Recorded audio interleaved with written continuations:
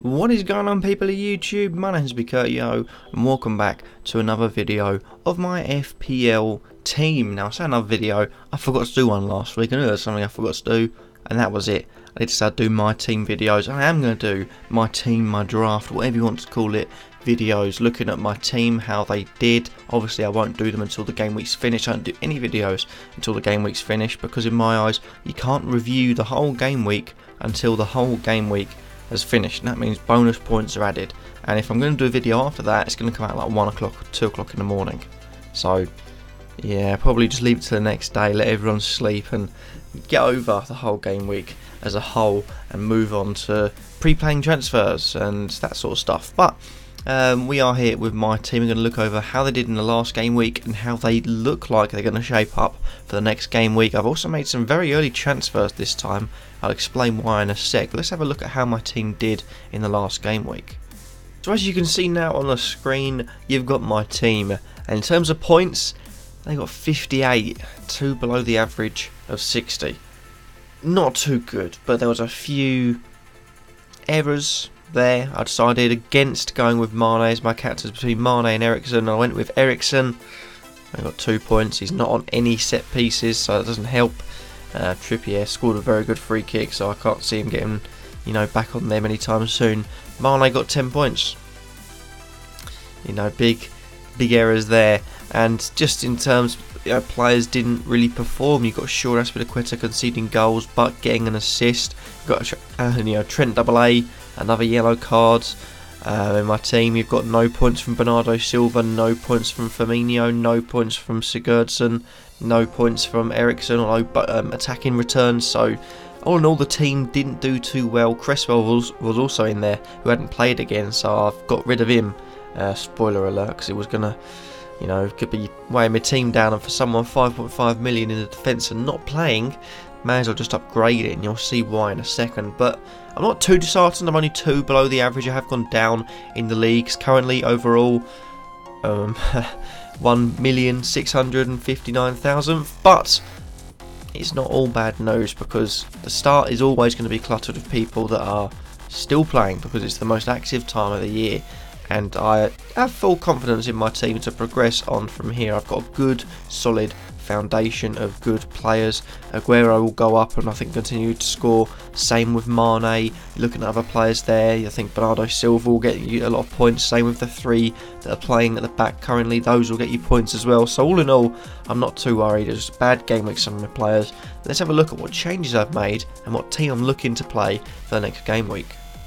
And so here is the team that I'm going to be looking to play this next game week. Pickford remains in goal because I don't see away against Arsenal as a very good sort of fixture for Fabianski. Having said that, you question why he's in here because he's been benched 3 times, 4.5 million, but the rotation will come in. I think West Ham just need time to settle in and allow Pellegrini to sort of progress his ways on them. And Pickford away against Bournemouth may concede, but also has got a better chance of getting a clean sheet in my eyes.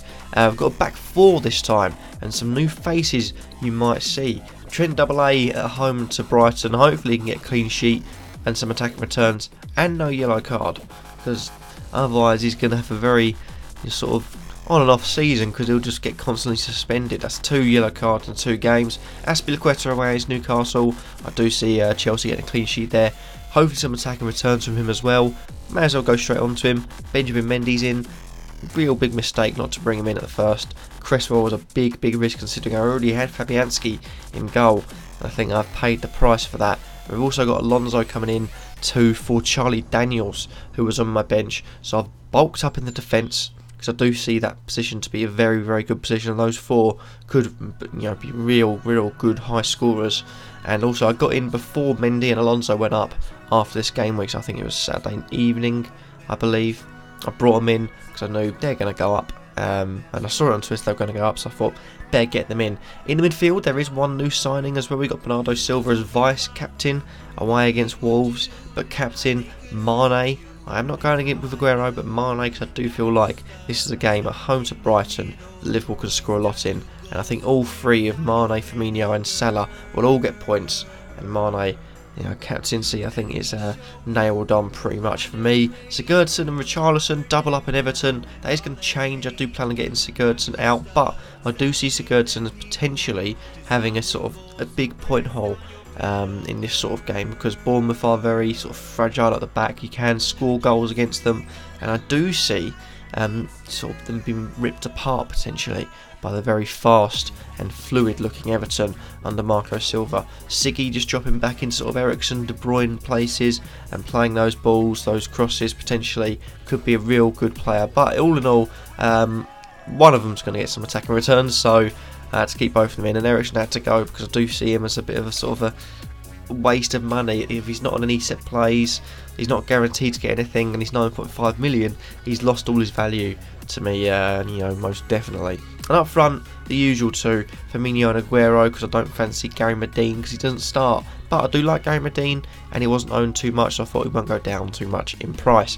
Firmino though and Aguero both looking good, and I do see both of them having a goal at least at the weekend. So all in all, the team is looking quite good. I'm quietly confident, but I was quietly confident last week and it didn't go too well for my team. Not much could have changed apart from Aguero and Mane being captain to sort of tilt me over the average. So yeah, maybe a mistake on my part. Thank you all for watching. Hopefully you have enjoyed. Remember to like, comment, subscribe, and let me know in the comments down below, what do you guys think of my team? Have I made the right move in making 3 transfers early for a -4 because I saved my transfer from game week 1? And what have you guys done to your teams so far? And have you made any minus points on the transfers? Let me know all that in the comments down below. And I'll see you all in the next video. Peace.